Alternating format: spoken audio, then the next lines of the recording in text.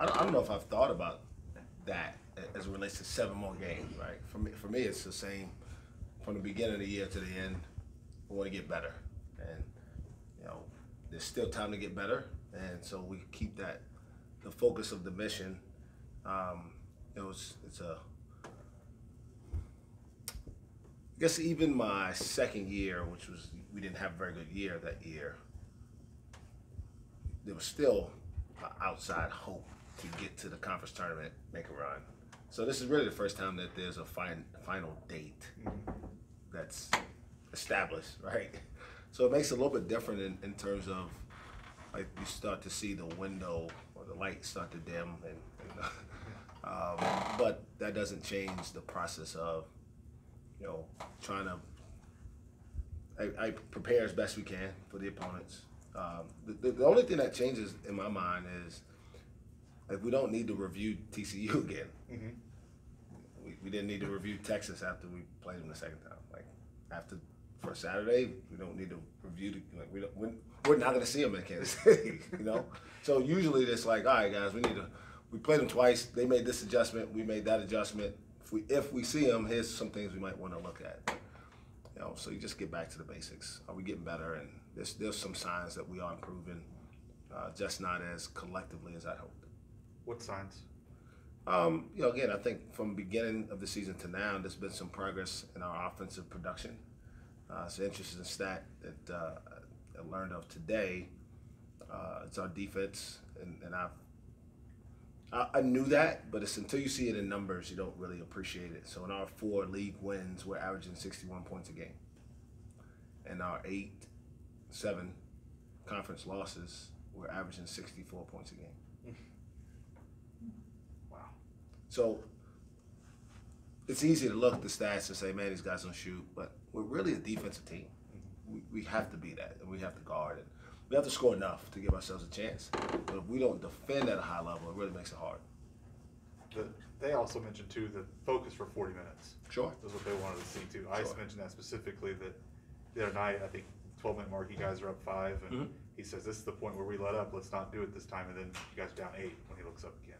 Yeah, it's been a challenge for this group. Not here to make any excuses at all. We got to be better. We got to close better. We have to finish better.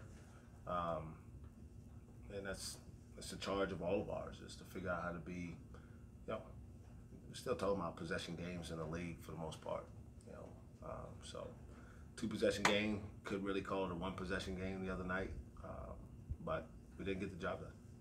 Do you get a sense that they think of it as they only have 7 games left, or are they so in their schedule that it's not really a realization to them that it is taking out this one? Then again, the uniqueness about it is it's not like this is fresh news and we were this has been the case, and I think everybody's aware. It makes it's a different challenge in a lot of ways. The conversations it's really about it coming to an end. It's not about let's keep this thing going as long as we can. We have no the date's determined for us, and that's unfortunate, but at the same time, it probably can drop a little bit of urgency as well. Yeah. Usually, Selection Sunday, you guys have a big deal. Do you know what you're going to do those nights? I have no idea. You're a pretty big basketball guy. You've always said you'd like to watch the game. Will you watch the NCAA tournament, do you think? I have a hard time thinking I won't. I love basketball. I always look at it as an opportunity to learn, too. So I'd be shocked if I don't watch. But I don't know if I've made a determination. If my wife says we have something to do, then we got something to do. But my thought is that, the games are on. I'll probably be watching them. Will you watch the Big 12 tournament, considering that? I don't know. I'm probably less more doubtful about that one. But again, it kind of depends what else is going on recruiting-wise, if we got stuff, or if I'm traveling, or whatever my job calls me to do that week, I'll be doing. But I'm probably less committed to watching that tournament than just the overall tournament itself. Totally different topic, but Lundy Waters signed that two-way deal with the Thunder today. What do you think of just the progress you've seen him make from Enid to the Blue to now this NBA opportunity? It's really, in my mind, it encapsulates the difficulty of this sport. I'm proud as hell of him because I know how hard he works. I'm even more proud that he's doing it right here, close to home, where maybe I'll be able to get down there. Maybe that's what I'll be doing. I don't know if they play at home that week. Maybe I'll go watch the Thunder play. But proud's probably not a good enough word, really. I watched him his whole career. We actually recruited him when we were at Stephen F. a little bit. So I've known him for a long time, and to see that dream kind of be realized is what it's ultimately all about for me, is to watch these kids get to where they want to go. But I also keep in mind how fleeting this thing is. I'm proud of him, and I hope he makes the most of it. I know he's going to work as hard as he can, and it goes to show you, if you can shoot the ball, you can hang on for a little bit longer than guys like myself. Does it help recruiting-wise in that he was an Oklahoma kid, he's played his whole pro career now in Oklahoma? Is that a tool that you could use to say, hey, you might not be, you've talked about you'll get more camera grips and things like that, that you can be an Oklahoma kid and come to Oklahoma State and realize your dreams and things like that? There's no doubt. I think it's really important that kids in this state understand that the process that we have in place works. Like I say it all the time, we're going to have many more Lindy Waters than Kay Cunningham's come through here. And we need guys like him to understand that the work, the resources here, the networking here, the relationships here are real. Lindy knows he can come back here anytime, work out with our guys, lift in our weight room, and feel like he's got a place where he can continue to make himself better. And, there's kids in the state that need to see his trajectory and realize just how difficult it is to make it work, right? We were talking, I think, as a staff earlier today about Juwan Evans, another kid who was sensational. I'm not sure we've had a kid have as much. Kate did it in 1 year, but over 2 years, year and a half, he was hurt most of his freshman year.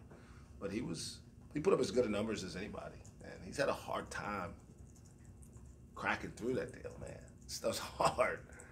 But I'm certainly thankful that Lindy's got an opportunity, and certainly look forward to watching him go out there and compete.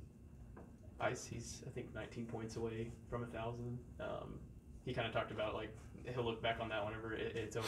What do you think that kind of number means to you, and that he's been with you this whole time? He's played a lot. He's had the ball in his hands a lot, and it's something that obviously is of significance. So I'm happy for him when that happens. It's obviously something he can put on his resume that'll last forever, and look forward to hopefully those 17 points helping us win. However, you said 17? I think it's 19. Oh, 19. I think it's 19. I hope he gets them in the win. What does it say about a guy like Ice, where he can score 0 points against OU and then 19 against TCU, and kind of stays so level throughout? Obviously, scoring is not a huge part of his game, but still, it's kind of remarkable, at least to me, how level he stays. Yeah, it's maturity.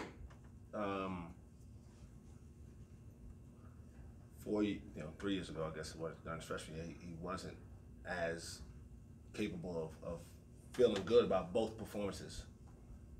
He almost willed us to a win the other night when we didn't have a whole lot of other substantive help from a statistical standpoint. And so I think he takes the game as its own entity and tries to figure out what the team needs from him to give us a chance to win. And that's not many people can do that because they're so good at one thing. Like if that one thing isn't going well, then they don't have the impact on the rest of the game that they can. But he does it defensively. He rebounds. He guards the other team's best player most nights. And obviously on nights like Tuesday night when we needed a little bit of scoring punch, he gave us that as well. Is there an Isaac Likely play that stands out to you throughout his career at this point? The bucket in Kansas City. Yeah, that was a deal. Unfortunately, well, I don't know. I don't know how to look at this thing. It kind of started the pandemic. It didn't start the pandemic. It's something that I told him the world. I told him the world stopped on that. But yeah, that's probably one. It was such a needed play. The team that year. I guess at this point, man, we weren't. We still hadn't got it figured out. It was probably another couple of weeks before we really started to kind of get this thing going. But finished, I think, winning 7 or 8 of our last 10 or 11 games, and had some real momentum. And I still like to think that we would beat Kansas in an empty arena the next day. That's what he said. He said that you guys had a 1-3-1 cooking up for him. Yeah, we had our own Udoka Azubuike coming out too. So. Kind of thinking of the bucket against Iowa State. Are you good with the Yorne perhaps moving screen there? He kind of cleared the lane for him. Was it a moving screen? He might have took like 3 people out of the I lane. have to go back and look at that. I don't know about that one. It was maybe the most heads up thing that yours ever done. He just ran at least 2 people, kind of took them. You know, a lot of things happen so fast. There's so many missed calls and those late. The most obvious is like fouling, like just pushing guys on rebounds. You never see a foul call on a rebound in a late game situation. Guys foul all the time. But, yeah. So, I don't know. I just want to give credit to Avery Anderson for getting the ball inbounds quick and Ice for going as deep as he could and then making the layup.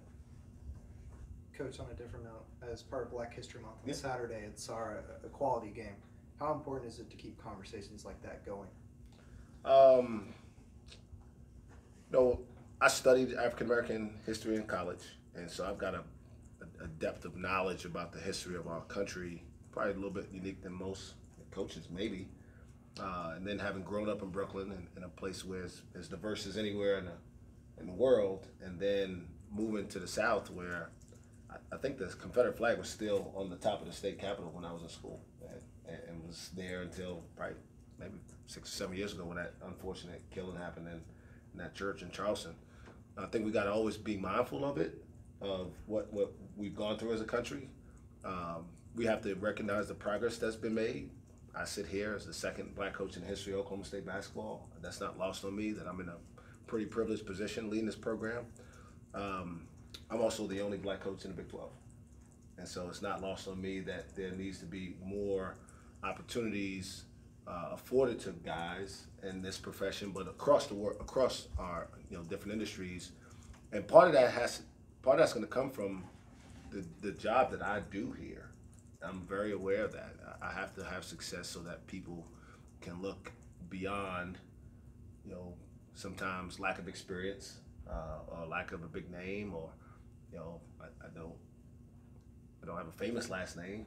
I know there's a town in Oklahoma named Boynton, Oklahoma, so I'll take some solace there.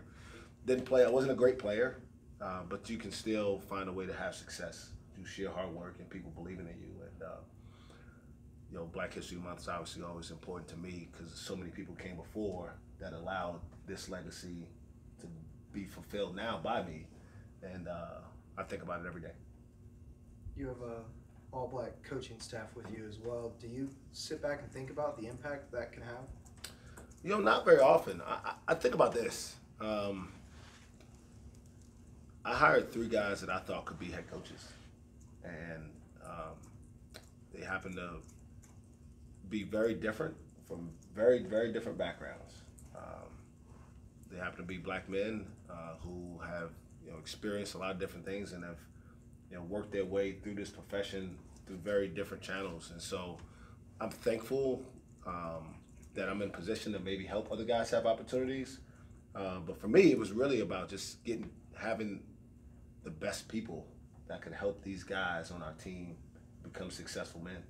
And for them to be able to walk into their offices and say, hey, coach, I'm struggling and just need somebody to talk to. And I feel like we have a group of people and that those kids can feel that connection with. Do we talked a lot about this last year, and then there was a little progress made, I think, when you look at the numbers of black head coaches. Do you feel that way? There was progress made? I know the Big 12, you mentioned that obviously just goes down to you, but do you feel like there's progress made? Yeah, I mean, it's kind of like my team.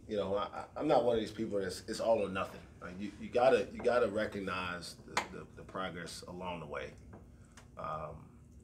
and you gotta realize that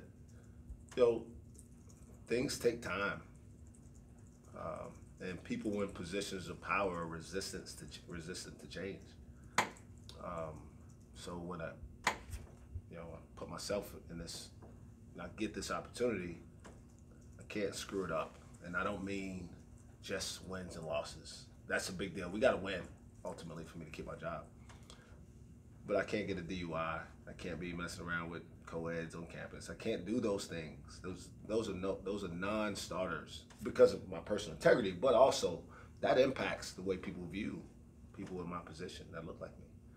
And so I got to make good decisions because what I do is going to impact somebody else having an opportunity. And I'm very, very conscious of that. So I acknowledge the progress that has been made, but I know there's a lot more work to do, and I call them self-inflicted wounds.